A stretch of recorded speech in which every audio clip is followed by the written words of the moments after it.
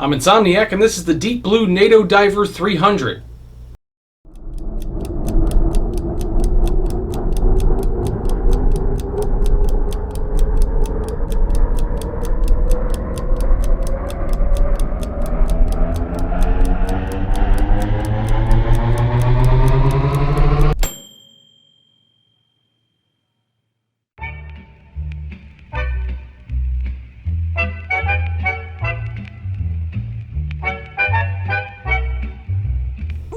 Okay, we're starting this one off with another big shout out to Anthony. He's practically like a partner on the channel at this point. He sent in so many watches. Make sure you hit the thumbs up for Anthony sending all these watches in.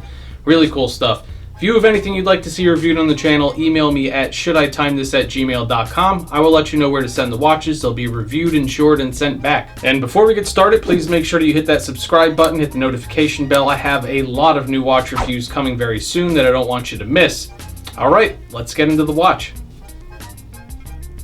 The case on this watch is as rugged as it looks. Made out of a high-grade stainless steel, it's not only weighty, but has some nice details worked in.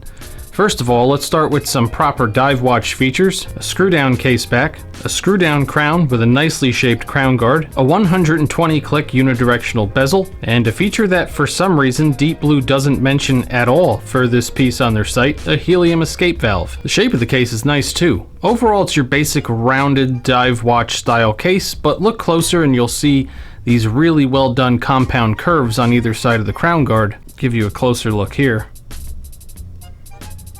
And a similar curved edge under the bezel on the opposite side. The machining of the lugs is well done, and all of the surfaces of the case are polished with the exception of the tops of the lugs, presumably to cut down on potential reflective glare from sunlight. The case back is simple and has this deep embossed deep blue text, as well as a cool picture of a diver, and at the bottom, a little numbered plaque that apparently shows that only 5,000 of this particular model was made.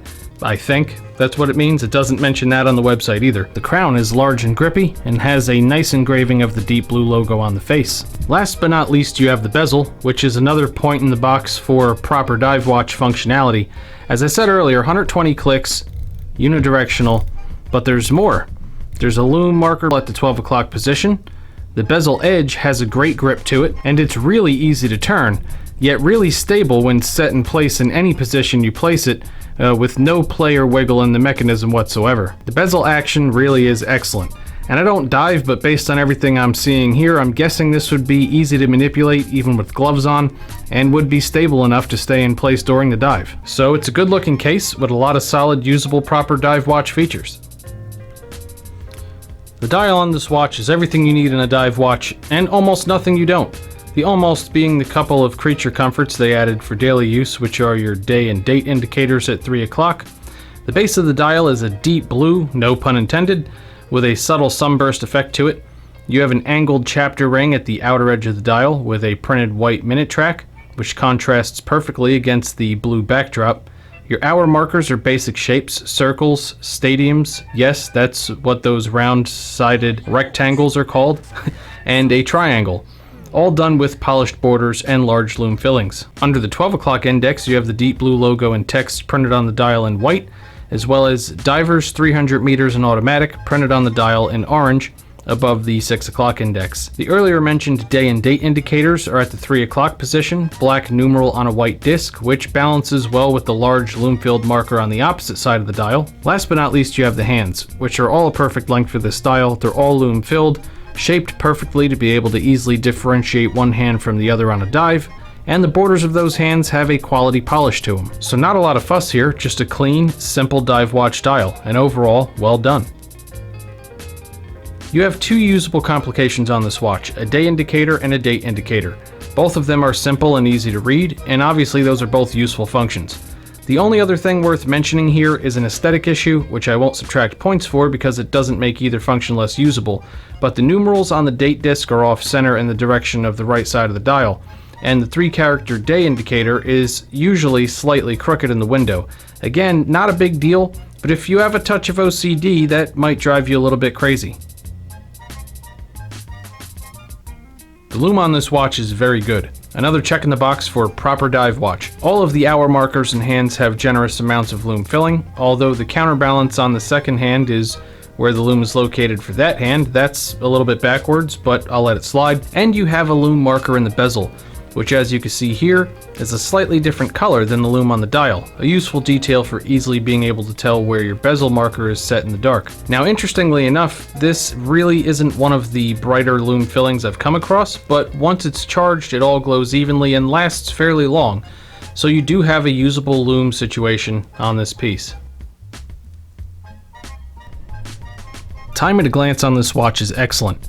All of the hands and markers have a super high contrast against the dark blue backdrop, there's no clutter on the dial, and the hands are perfect lengths for this size dial with sharp points at the ends of all three hands, which makes quickly reading the time in this watch nice and easy.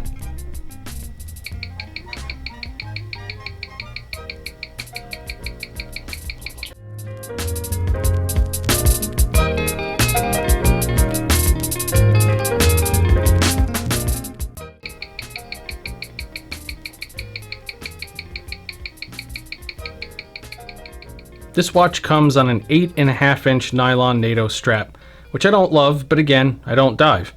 For the purpose this watch was made for, it's another practical and usable addition to the overall package. This one is a red and blue striped pattern, which matches the bezel and dial well, and overall I found it to be very secure on the wrist and moderately comfortable. My one criticism though is the thickness of this strap. I don't doubt for a minute that this nylon strap will probably be durable for a long time, but it's thin to the point where the hefty watch body feels top heavy on the wrist all day unless you set it one size tighter than you might normally like it.